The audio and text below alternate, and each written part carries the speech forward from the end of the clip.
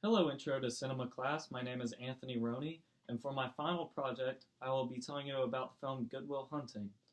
Um, I right now don't have my computer, so I requested this as my project because I've seen this film. I love this film for good reason. It's really a game changer film, like how he was telling us about because it's pretty much what made the careers, or it's what sparked the careers of many actors, such as Ben Affleck and Matt Damon, especially Matt Damon. The reason being, it's because they are the ones who wrote this movie. Primarily, Matt Damon, when this was his final project at Harvard. Um, he originally wrote it as an action film for extremely smart kid who gets recruited by the FBI. And so him and Matt Damon went into him and Ben Affleck went in together writing this. However, whenever they went to Castle Rock Studios, they bought it for $775,000.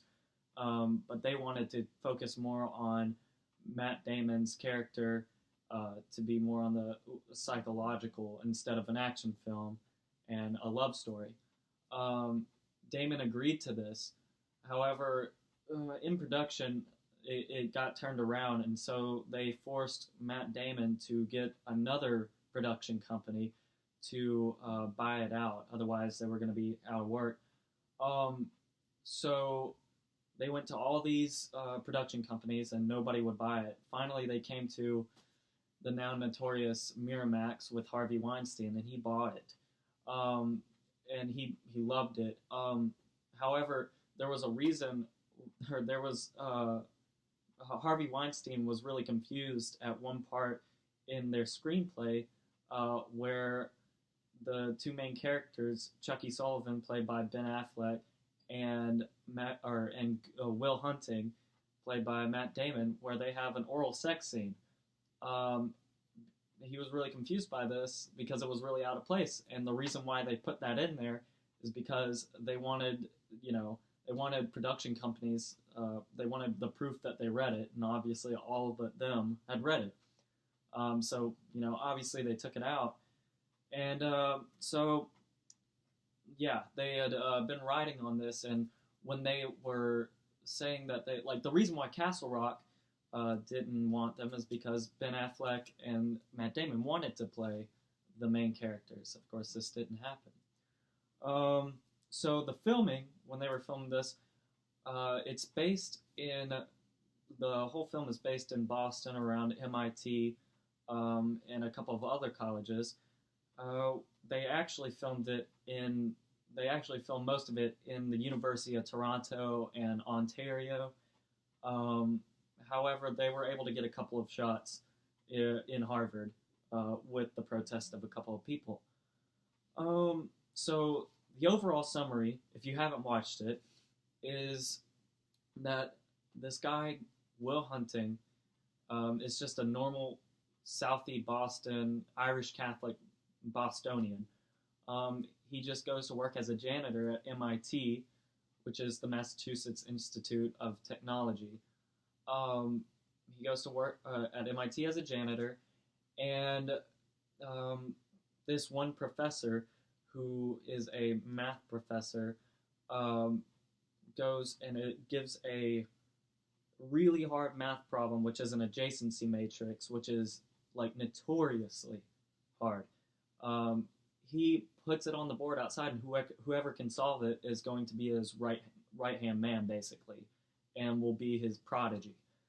Nobody can solve this, and finally one day, uh, Matt Damon just sees it on board and starts writing.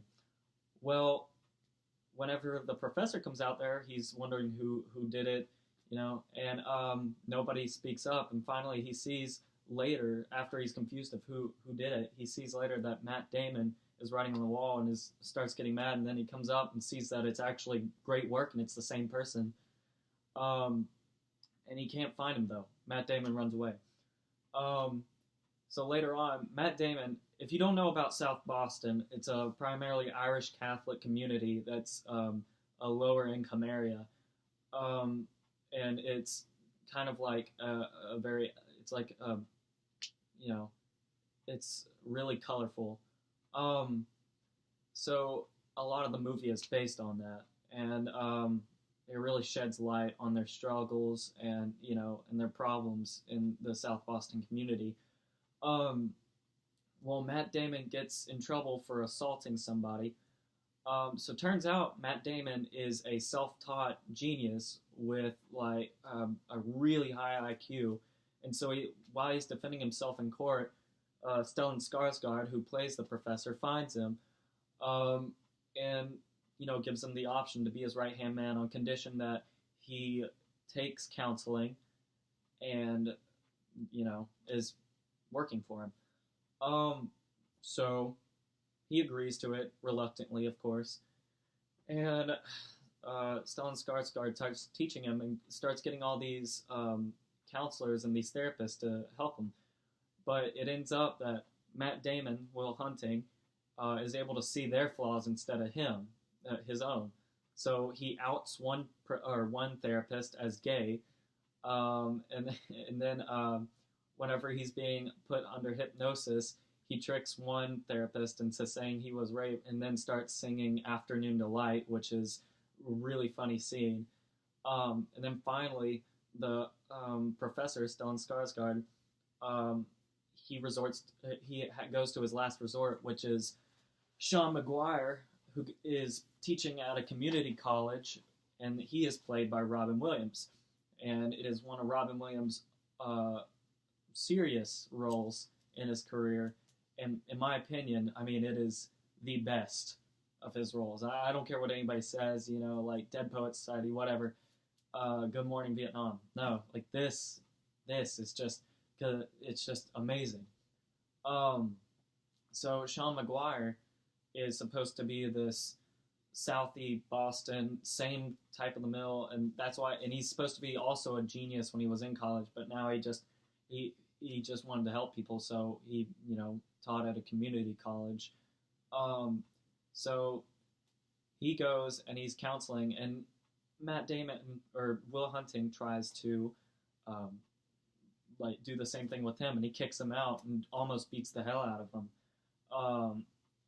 Well, Matt Damon, Will Hunting is intrigued by this and comes back. Well, so on and so on. He ends up opening up to him and also getting a girlfriend. It's a great story. I mean, it just focuses on like human psychology and how opening up and everything and finding love. It's a little predictable. I will give it that. It's slightly predictable, but I mean, just like the performances that it's given. I mean, it's incredible. If I'm right, let's see, they have won Best Screenplay at the Academies. I think they won the Best Screenplay at the SAG Awards, and they won another award. Robin Williams won an award for it too. And they were nominated for countless things. They ended up. The budget was $10 million, and they earned 22 and a half times that with $225 million in box office. So they were really something. Yeah. Let's see. Yeah, like I said, it's dealing with a lot of the Irish Catholic life in South Boston, and it has to deal with like getting out. It's the American dream, but for Will Hunting, it's the reluctant American dream. It's like he's selling himself out. Yeah, Catholic. A lot of it is Catholic versus Protestant. A lot of people believe that because people relate Harvard and MIT with the like Protestant side of Boston, and then Southie as Irish Catholic. So a lot of people saw that as tensions between those two religious groups that now in America is still a tension a little bit less, but in Boston it's definitely amplified. Yeah, South Boston representation. The music was a really interesting choice to me because Personally, I'm not a huge fan of Danny Elfman, who composed it.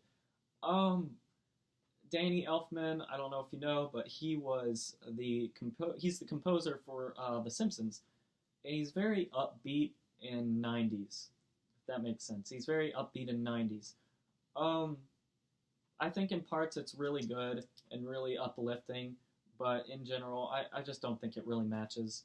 So that would probably be one of my only critiques, along with like a pretty predictable storyline. But it was the '90s. I mean, it's a feel good film, but it's a really good feel good film. I'm really serious about that. I mean, like Robin Williams' performance in it is just so powerful. He ends up being like a father figure to Will Hunting, and Will Hunting ends up relenting and just having a huge breakthrough, and has a better life. Yeah, I would definitely recommend this movie. I mean, yeah, you should watch it. It's just I love it so much. Um, yeah, so I guess that will be all that I'll say. Um, so signing off, Anthony Roney. Thank you very much.